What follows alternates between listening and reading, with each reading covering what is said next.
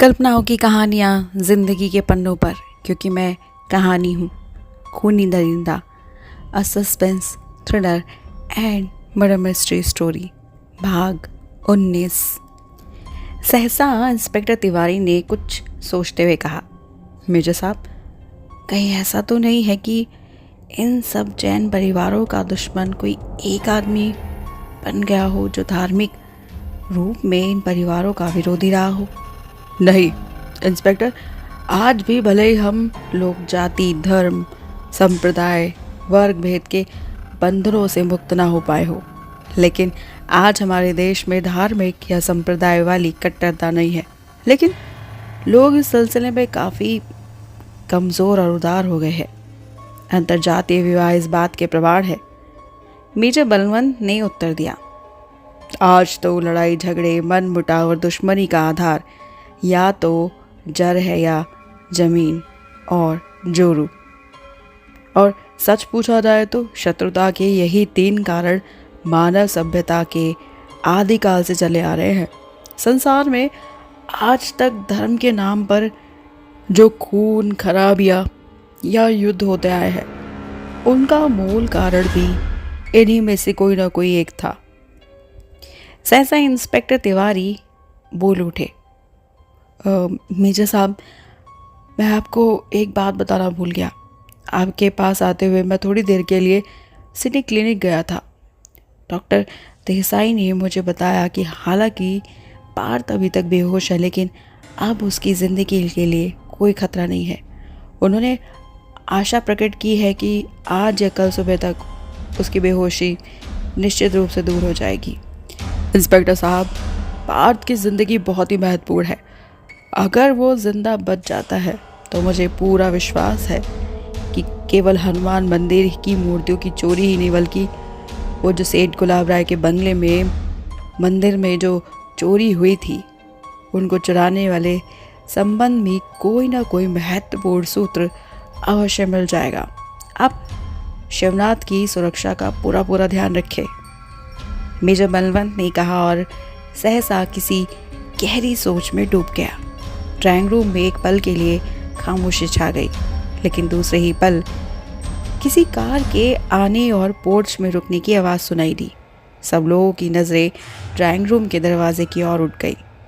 आने वाली कार एक शानदार इंपोर्टेड कार थी, जिसे एक ऐसा बूढ़ा व्यक्ति ड्राइव कर रहा था जिसके बदन पर कीमती सफ़ेद कपड़े का शानदार जोधपुरी कोट और पतलून थी, और सिर पर केसरिया रंग की राजस्थानी स्टाइल में साफा बंधा हुआ था। बूढ़ा ड्राइवर अपनी सीट से उतरा और फिर पिछली सीट का दरवाज़ा खोलकर बड़े ही अदब से एक और हटकर खड़ा हो गया। कार की पिछली सीट पर हल्के चंपई रंग की सिल्क साड़ी में लिपटी हुई जो युवती उतरी, उस पर नज़र पड़ते ही सब लोग जैसे पलक झपकाना ही भूल गए। युवती ने सीढ़ियों पर चढ़कर बरामदे में कदम रखा और उसकी चाल में एक गरिमा झलक रही थी। सहसा सोनिया उठी और तेजी से चलती हुई ड्राइंग रूम के दरवाजे पर जा पहुंची। आइए, सोनिया ने उस अनिद्य सुंदरी का स्वागत करते हुए कहा। नमस्ते। युवती ने दोनों हाथ जोड़कर सोनिया का अभिवादन किया और अपने संतरों की फीकी जैसी रसीले भरे भरे होठों पर एक मोहक मुस्कान लाते हुए बोली, मैं मेजर साहब के दर्शन करना चाहती हूँ। पधारिए, सोनिया ने कहा और युवती का हाथ थामकर अंदर की ओर मुड़ गई। युवती ने ड्राइंग रूम में कदम रखते ही मेजर बलवंत और दोनों पुलिस इंस्पेक्टर्स का हाथ जोड़कर अभिवादन किया और फिर बोली, मैं सुप्रसिद्ध जौहरी सेठ सुगंजन की पुत्र सेठ सुमत प्रकाश की पत्नी यशोधरा हूँ। ओह, आओ बैठो यशोधरा, मैं अभी तुम्हारे बंगले पर आने के बारे में सोच रहा था।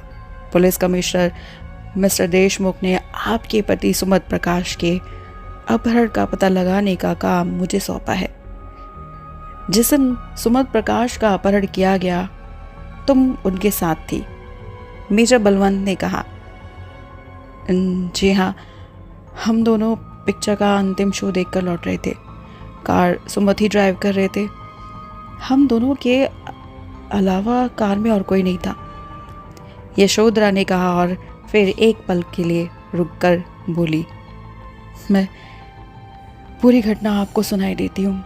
हम लोगों को कार जैसे ही पिक्चर हाउस के गेट से निकली थी, कुछ और कारें भी हमारे कार के आगे पीछे निकली थी। हमें उन पर कोई संदेह नहीं हुआ था। पिक्चर समाप्त होने के बाद लोगों का अपनी कार या अन्य सवारी के द्वारा घर जाना मामूली सी बात होता है, लेकिन हमें ये नहीं पता था कि उनमें से एक कार हमारा पीछा कर रही है, जो हमारी खुशियों पे ग्रहण लगा देगी। हमारी कार एक निर्जन स्थान से गुजर रही थी कि सहसा काले रंग की एक कार ने बड़ी तेज़ी से हमारी कार को ओवरटेक किया और फिर एकदम हमारी कार के सामने पहुंचकर रुक गई। अगर सुमत बहुत तेज़ी से अपनी कार में ब्रेक लगाते तो हमारी कार सामने वाली उस खड़ी कार को जा टकराती, जिससे चारों नौजवान उतरकर हमारी कार को रोकते हुए घेर लिया था। क्या आप उन नौजवानों के हुलिये को बता सकती है? इंस्पेक्टर जोनाथन ने पूछा। मैंने उन चारों नौजवानों को बहुत ध्यान से देखा था। उन सभी की उम्र 24-25 वर्ष से अधिक नहीं थी। उन चारों ने नेवी ब्लू कलर के सफारी सूट पहन रखे थे, लेकिन देखने में वो भारतीय कम और यूरोपियन अधिक दिखाई दे रहे थे, क्योंकि उनके चेहरे का रंग बहुत ही गोरा था। सिर के बाल सुनहरे थे और देखने में वो चारों ऐसे दिखाई दे रहे थे जैसे उन्होंने एक ही माँ के पेट से जन्म लिया हो। यशोधरा ने बताया। वो हिंदी उसी तरह बोल रहे थे जिस तरह हम आम तौर पर यूरोपियन भाषा बोला करते हैं। विचित्र बात है, मेजर बलवंत ने सोच में डूबे स्वर में कहा, फिर एक पल रुककर बोले, कहीं ऐसा तो नहीं है कि रात का समय होने के कारण या घबराहट की वजह से तुम्हें उन चारों नौजवानों में इतनी अद्भुत समानता दिखाई दी हो? जी नहीं, जिस समय वे चारों हमारी कार की दाई बाई खिड़की पर आकर खड़े हुए थे, मुझे रत्ती भर भी घबराहट या चिंता नहीं हुई थी। मैंने उन चारों को ध्यान से केवल देखा ही नहीं था, उनसे बात भी की थी। सुमत के बजाय मैंने ही उनसे पूछा था कि वो लोग क्या चाहते हैं। तब उनमें से एक नौजवान ने मुझे मुस्कुराते हुए कहा था, आप इत्मीनान से बैठे रहे, हमें केवल सुमत प्रकाश की ज़रूरत है। हम इसे ले जाएंगे। हम में से कोई आपको या आपके इन कीमती जुड़ाव जेवरों को नहीं छुएगा। हम जानते हैं कि आपको ड्राइविंग आती है। हम सुमत प्रकाश को कार से उतारे लेते जा रहे हैं। आप अपनी कार लेकर अपने बंगले पर चली जाएं। और ये कहकर उन चारों ने सुमत प्रकाश को उठा लिया, अपनी कार की पिछली सीट पर डाल दिया और फिर उनकी कार बिजली जैसी तेजी से पलक झपकते ही मेरी आंखों के सामने से ओझल हो गई। क्या सुमत प्रकाश ने कोई विरोध नहीं किया था? इंस्पेक्टर जोनाथन ने पूछा। इंस्पेक्टर साहब, मेरा अनुमान है अगर कोई लोडेड रिवॉल्वर की नाले आपके सीने, कनपट्टी, माथे और गर्दन पर रख दे तो आप विरोध कर पाएंगे? कभी भी नहीं। मुझे असमत में इतनी हिम्मत कहाँ थी जो हम उनका विरोध कर पाते। यशोधरा ने हल्की सी अप्रसन्नता के साथ कहा। इंस्पेक्टर जोनाथन ने झेप कर गर्दन झुका ली। यशोधरा, इसके अलावा तुम्हें उस कार में और कोई विशेष बात दिखाई दी थी क्या?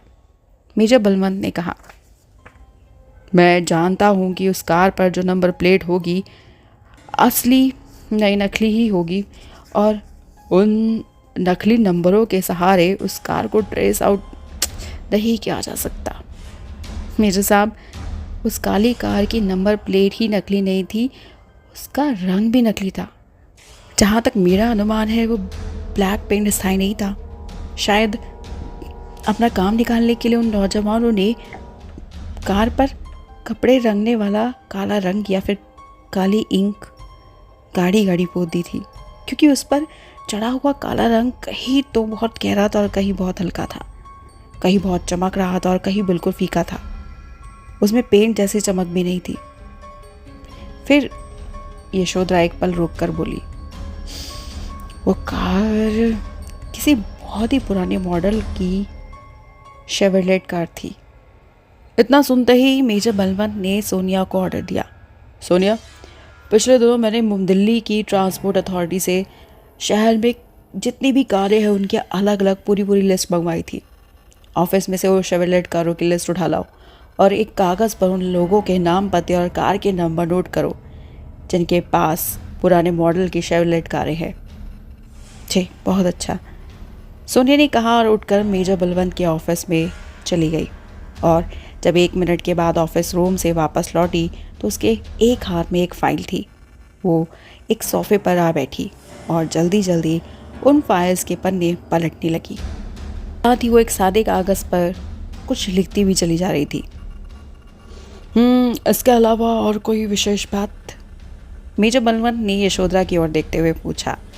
यशोधरा ने कुछ देर चुपचाप बैठी, जैसे कुछ याद करने की कोशिश कर रही थी, और फिर अचानक से बोली, मेजर साहब, उस काली कार की पिछली सीट पर मुझे ऐसा महसूस हुआ था कि जैसे कोई औरत, फिर सफ़ेद लवादे में अपने आप की सिर से पाँव तक छिपाए हुए कोई आदमी बैठा हो, लेकिन संभावना स्त्री की ही मालूम होती है।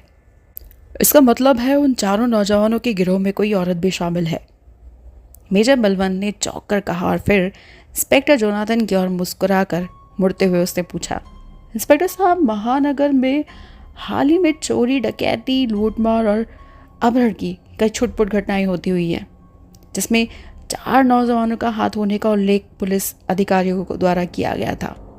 क्या उन घटनाओं से संबंधित नौजवानों के हुलिये उन चारों नौजवानों के हुलियों से मिलते हैं जिन्होंने सुमत प्रकाश का अपहरण किया है और जो हुलिया यशोधरा ने बताया है? इंस्पेक्टर जोनाथन ने बदले में कहा, बस एक ही समानता दिखाई देती है।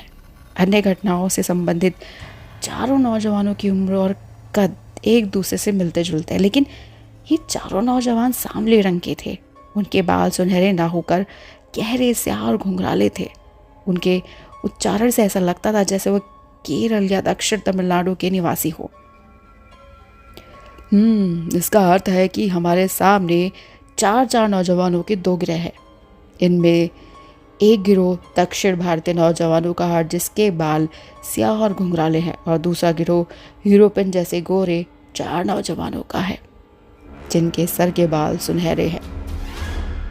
मेजर बलवंत ने बहुत ही धीरे से कहा, जी हाँ, सांवले रंग के तो दक्षिण भारतीय जैसे स्याह घुंघराले बालों वाले नौजवान का गिरोह तो पिछले 2 महीने से सक्रिय है, जबकि गोरे रंग के यूरोपियन जैसे सुनहरे बालों वाले नौजवानों का मैंने पहली बार ही सुना है, वो भी सेठ सुमत प्रकाश के अपहरण के उल्लेख में। इंस्पेक्टर तिवारी ने कहा, क्षमा कीजिएगा मिस्टर जोनाथन, ऐसा तो हो सकता है कि 4 नौजवानों के अलग अलग 2 गिरोह हो, ना होकर एक ही गिरोह हो, और 8 के बजाय उनकी संख्या केवल 4 ही हो। इंस्पेक्टर तिवारी ने अपना विचार सामने प्रकट करते हुए कहा। इंस्पेक्टर तिवारी की बात सुनकर सब लोग गहरी सोच में पड़ गए। कुछ देर बाद यशोधरा ने मेजर बलवंत की ओर देखते हुए किसी करुणा भरे स्वर में कहा, मेजर साहब, मैंने ससुर जी और अन्य लोगों का ख्याल है कि मेरे पति का अपहरण किसी बड़ी रकम हथियाने के इरादे से किया गया है, क्योंकि ना तो मेरे पति की ही किसी से कोई दुश्मनी थी और ना ही मेरे ससुराल वालों का अभी कोई किसी से कोई झगड़ा हुआ है। वो लोग सच्चे अर्थों में व्यापारी और अहिंसावादी लोग हैं। मैंने तो यहाँ तक देखा है कि अगर घर का कोई नौकर या नौकरानी कोई बड़े से बड़ा नुकसान भी कर देता तो वो उसे कुछ कहने सुनने के बजाय हंसकर टाल देते हैं। मैंने कभी किसी को गुस्सा तक होते नहीं देखा, इसलिए मुझे तो डाउट नहीं बल्कि श्योरिटी है कि ऐसा आदमियों को किसी साथ कोई दुश्मनी तो नहीं हो सकती। आपका मिस्टर सुमत प्रकाश के अपहरण के बारे में क्या विचार है? इंस्पेक्टर जोनाथन ने जल्दी से पूछा। सुमत प्रकाश का अपहरण किसने किया? क्या वाकई में वो लोग यूरोपियन थे या फिर कोई और ही गिरोह है जो आपस में मिलजुल कर ये काम कर रहा है? वो नकली सबीना कौन थी और कहाँ गई? असली सबीना कहाँ है? क्या है इन खून और चोरियों के पीछे का सच? कौन है इन सब के पीछे? जानने के लिए जुड़े रहिएगा इस कहानी के साथ अंत तक। खूनी दरिंदा, a suspense thriller and murder mystery story, सिर्फ और सिर्फ स्टोरी मैनिएक्स पर।